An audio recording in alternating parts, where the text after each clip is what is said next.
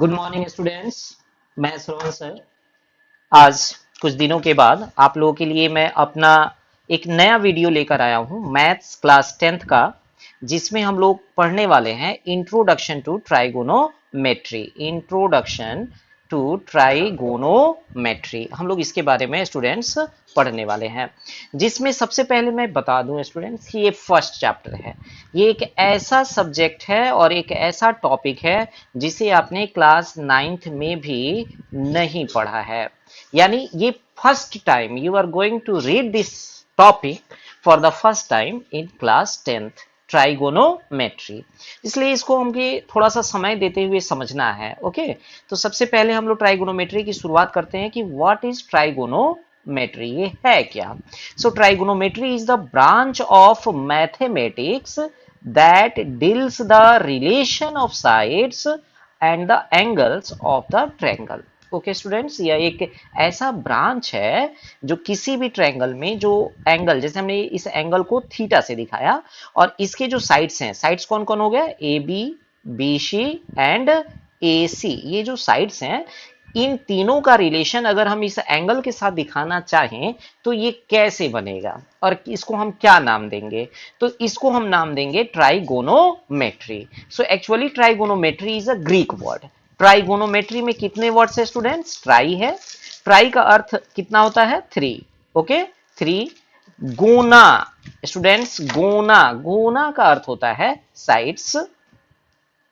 और मेट्रॉन जो Greek word है स्टूडेंट्स, तो इसका अर्थ हो गया मेजर। Okay, to major. तो ये तीन इसके मीनिंग है जिसको आपको समझना है। ट्राइगोनोमेट्री, ट्राई मीन्स क्या हो गया, 3 हो गया, गोना मीन्स साइड्स हो गया, और मेट्रॉन मतलब क्या हुआ, मेजर हुआ स्टूडेंट। यानी ये ग्रीक वर्ड है, यानी तीनों साइड का जो मेजर हम लोग निकालते हैं एंगल के साथ। ओके स्टूडेंट, तो उसको हम लोग ट्राइगोनोमेट्री कहते हैं। ओके, एक ट्रायंगल लेते हैं, आराम से समझने का प्रयास करेंगे। हमने एक ट्रायंगल लिया A B C, this is a triangle. Okay, so in this triangle angle B is 90 degree. Let angle C, okay student, angle C be theta, इसको हम थीटा मान लिए।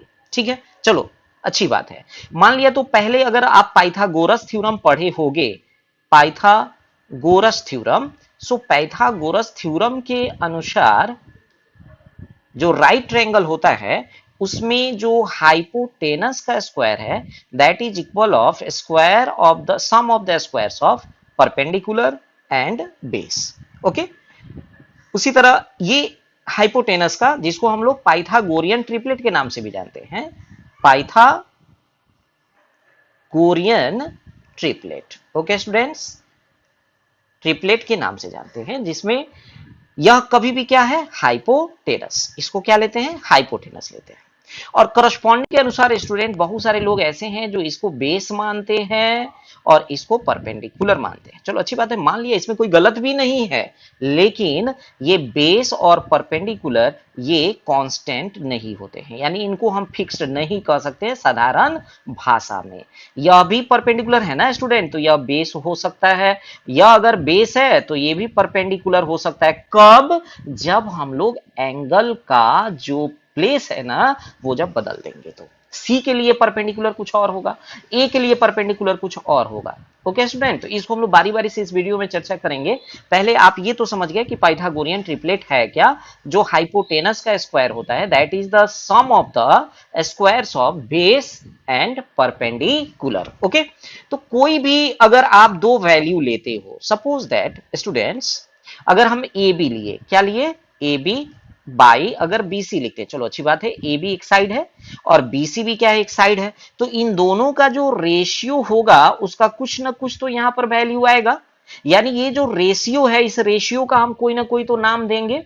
उसी तरह अगर हम ए सी बाई बी सी लेते हैं तो यहां कोई ना कोई तो वैल्यू आएगा, इसका कोई ना कोई वैल्यू होना चाहिए, कोई ना कोई रेशियो होना चाहिए।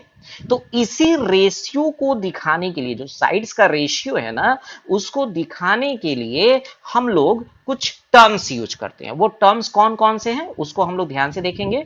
सबसे पहला टर्म क्या है स्टूडेंट? साइन। हम पूरा लिख रहे हैं, ओके स्टूडेंट। दूसरा होता है cosine, okay students, cosine, okay. और तीसरा होता है टेंजेंट, ओके स्टूडेंट। क्या होता है? टेंजेंट। ये रेशियो का नाम बता रहे हैं, ओके।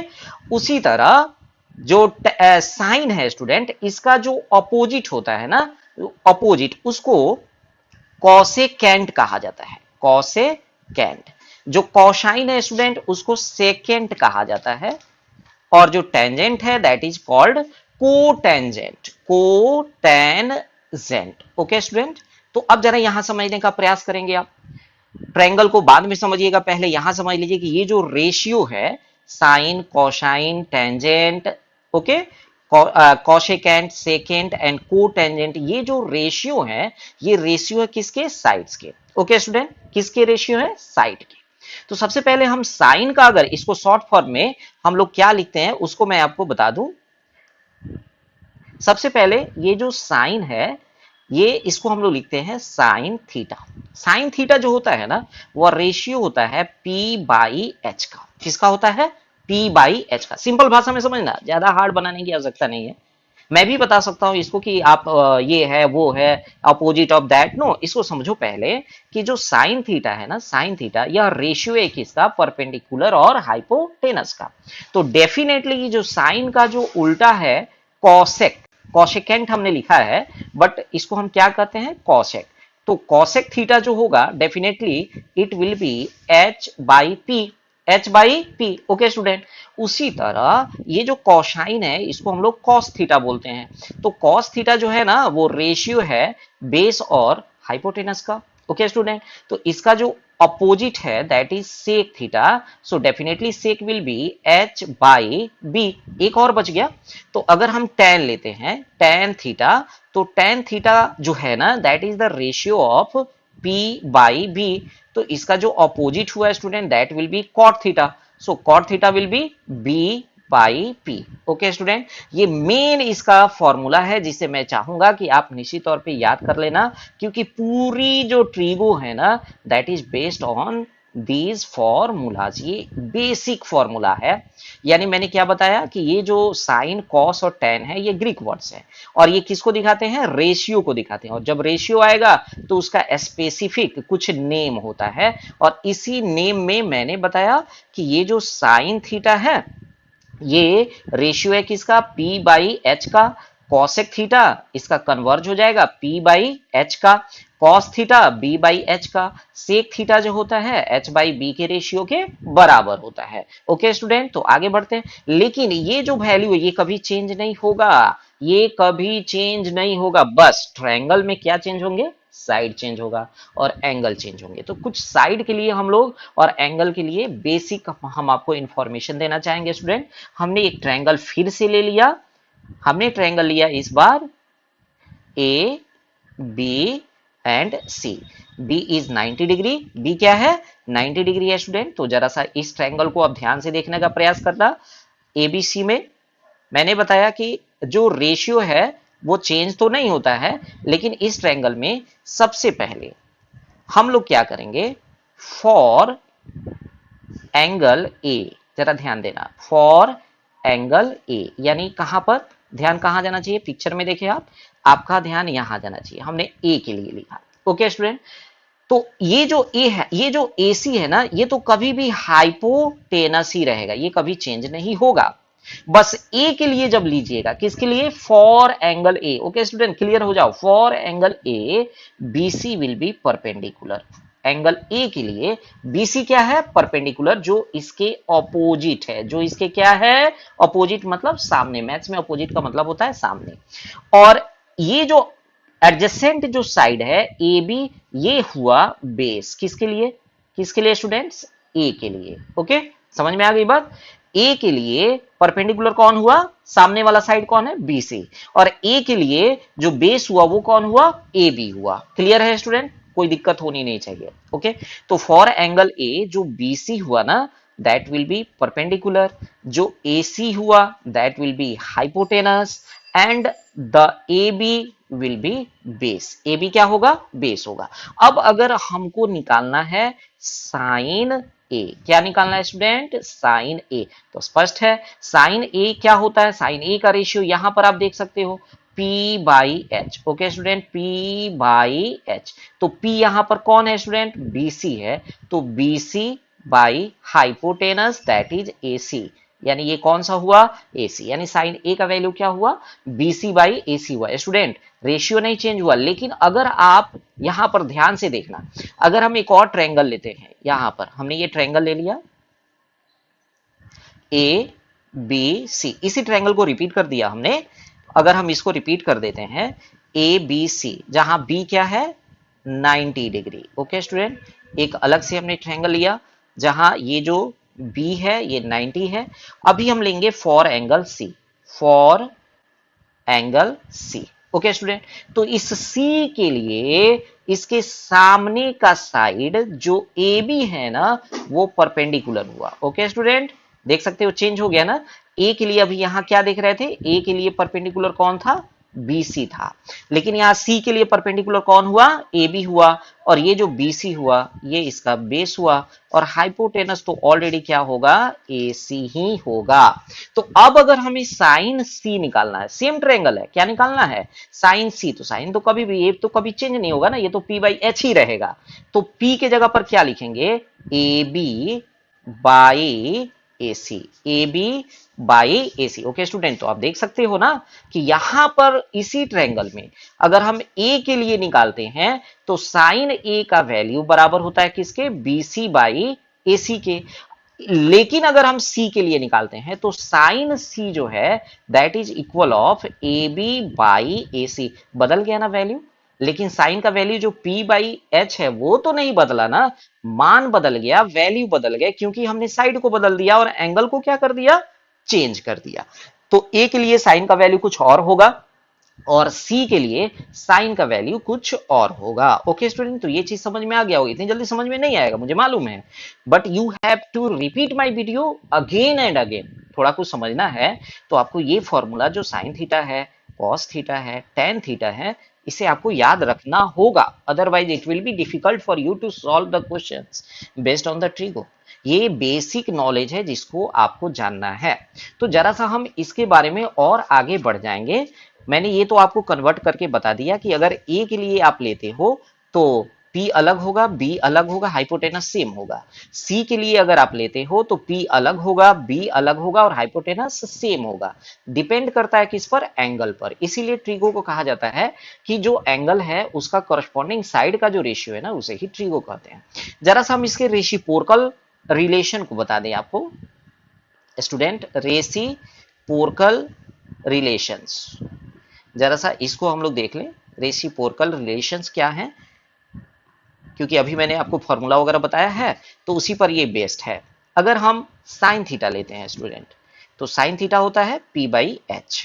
तो इसका जो ऑपोजिट होता है दैट इज कॉसेक थीटा।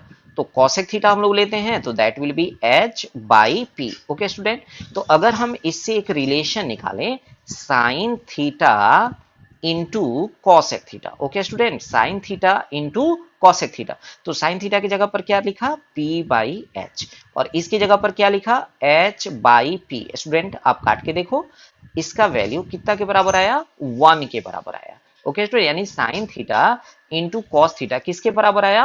1 के बराबर आया। यह एक रेसिप्रोकल फॉर्मूला हुआ, रेसिप्रोकल रिलेशनशिप हुआ। यानी आप क्या कर सकते हो, जो कॉसेक थीटा है ना स्टूडेंट, कॉसेक थीटा, इसको आप लिख सकते हो 1 बाई साइन थीटा। ओके, यही रेसिप्रोकल रिलेशन है। दूसरा रिलेशन देखो, दूसरा जो है आप जानते हो cos theta equal B by H, और इसका जो रेसिप्रोकल होता है दैट इज सेक थीटा। तो सेक थीटा बराबर हो जाएगा एच बाई बी। तो सिमिलरली अगर आप cos theta into sec theta करते हो, definitely you will get the value 1। यह एक अलग रिलेशन निकला। यानी अगर आपको लिखना है सेक थीटा, तो सेक थीटा बराबर होगा 1 बाई कॉस थीटा के। या दूसरा रिलेशन निकला स्टूडेंट। ओके, जरा सा तीसरा हम देख लेते हैं। अगर हमें थर्ड रिलेशन चाहिए, दैट इज टेन थीटा। तो टेन थीटा जो होता है that is P by B, और इसका जो अपोजिट हुआ that is cot theta. Cot theta क्या हुआ? B by P. Similarly when we multiply these two ratios, tan theta into cot theta, definitely it will come 1. Okay, so if we have to find cot theta, then it is equal of 1 by tan theta. Okay student, ये reciprocal relations है। पहला relation क्या है student? Sine into cosec equal होता है कितना के? 1 के। कॉस इंटू सेक कितना के बराबर होता है? 1 के। सिमिलरली टेन इंटू कॉट कितना के बराबर होगा? 1 के बराबर होगा। ओके स्टूडेंट, कहीं कोई दिक्कत? इसको आपको बार बार क्या करना होगा? थोड़ा याद करना होगा। कोई घोर के नहीं पिला सकता है स्टूडेंट, आपको ये बात समझनी चाहिए। Without hard labour you can never achieve anything. Okay, so you must have to do some hard labour. और वीडियो को ध्यान से देखना है कि साइन इंटू कॉस से कितना के बराबर हुआ? 1 के। कॉस इंटू से कितना के बराबर हुआ? 1 के। टेन इंटू कॉट कितना के बराबर हुआ? 1 के बराबर हुआ। ओके स्टूडेंट, कहीं कोई दिक्कत? एक चीज और भी मैं बता दूं कि जो टेन थीटा होता है ना स्टूडेंट, वो बराबर होता है sign theta by cos theta के। वो कैसे? वो आप देख सकते हो, जरा यहां देखो। टेन थीटा है साइन थीटा, तो साइन थीटा को हम लिख दिए p बाई एच, और कॉस थीटा को लिख दिया b बाई एच। तो h से h क्या हो गया? कट गया। किसका वैल्यू आया? p बाई b का। और p बाई b जो होता है ऑलरेडी किसके बराबर होता है? टेन के। तो टेन थीटा इक्वल क्या हुआ? Sign theta by cos theta. तो इसका रेसिप्रोकल क्या हो जाएगा? कॉट थीटा, जो बराबर होगा किसके? Cos theta by sine theta के। ओके स्टूडेंट, तो दो और आपको फॉर्मूला निकल कर आया कि टेन थीटा बराबर होता है कितना के? Sine theta by cos theta. And cot theta कितना के बराबर होगा? Cos theta by sine theta के। ओके स्टूडेंट, तो ये समझ में आ गया आपको, रेसिप्रोकल भी समझ में आ गया, और ये जो दो कोशेंट फॉर्मूला है ये भी आपको समझ में आ गया। ओके स्टूडेंट, तो जरा सा अब इस पर हम लोग ये जो अभी हमने जो आपको sine theta, cos theta, tan theta का जो रिलेशन बताया है, इस पर जरा सा कुछ क्वेश्चंस को हम देख लेते हैं। सबसे पहले पहला क्वेश्चन हम लोग देखेंगे ताकि आपको अच्छे से समझ में आए। अगर हम क्वेश्चन 1 लेते हैं, question number 1। Okay student, if it is given, okay, in triangle ABC, right angled at B, AB is given 24 cm and BC is given 7 centimeter. Determine, then you have to find, means determine sin A and cos A. Then you have to find sin C and cos C.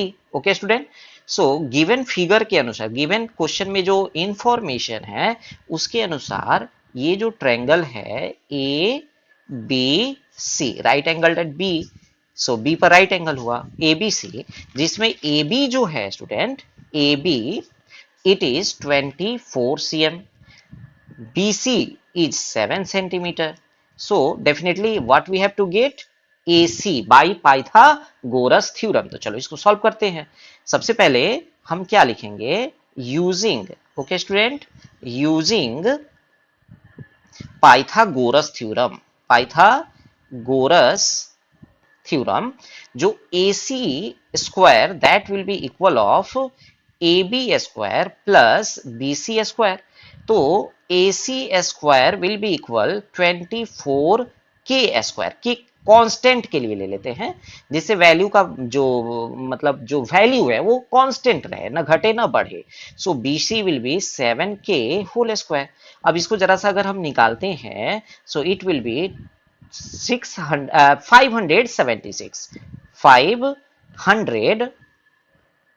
576 K square plus 49 K square. Okay student, so AC square will be 625 K square, means AC square will be 25 K whole square, means AC का value कितना आया student? AC is equal of 25K. Okay, AC का value 25K आया। Okay, अब हमें क्या निकालना है वो जरा सा ध्यान से देखना है। इस फिगर को देखेंगे और यहां पर जरा सा बनाने का प्रयास करेंगे। सबसे पहले हमें साइन ए निकालना है। तो स्टूडेंट यहां देखो फिगर को, ए के लिए यह परपेंडिकुलर हुआ for angle A, for angle A perpendicular हुआ कितना 7 सेंटीमीटर, बेस कितना हुआ स्टूडेंट 24 सेंटीमीटर, और हाइपोटेनस तो कभी चेंज नहीं होता है, so hypotenuse is 25 centimetre. Okay student, समझ में आ गया। अब जो निकालना आप निकाल सकते हो, साइन ए बराबर होता है P बाई एच के। तो यहां पर ए के लिए P क्या है 7 है, so that will B 7 by 25। Okay student, अब हमें कॉस निकालना है, तो कॉस ए इक्वल होता है B बाई एच के, और यहां पर B क्या है 24 है, सो 24 बाई 25। ओके स्टूडेंट, समझ में आ गया आप लोगों को। उसी तरह for angle C, okay student जरा यहां देखेंगे, फॉर एंगल सी, सी के लिए आप देखो यहां पर फिगर को देखो, फिगर को एंगल सी के लिए परपेंडिकुलर जो हुआ दैट इज 24 सेंटीमीटर, जो बेस हुआ ना दैट इज 7 सेंटीमीटर, वो चेंज हो जाएगा, और जो हाइपोटेनस हुआ that is 25, that is unchanged, वो कभी चेंज नहीं होगा। तो अगर हमें साइन सी निकालना है, तो सी हो या बी हो या ए हो, उसका वैल्यू तो P बाई एच ही होता है ना। तो P यहां पर क्या है 24, सो 24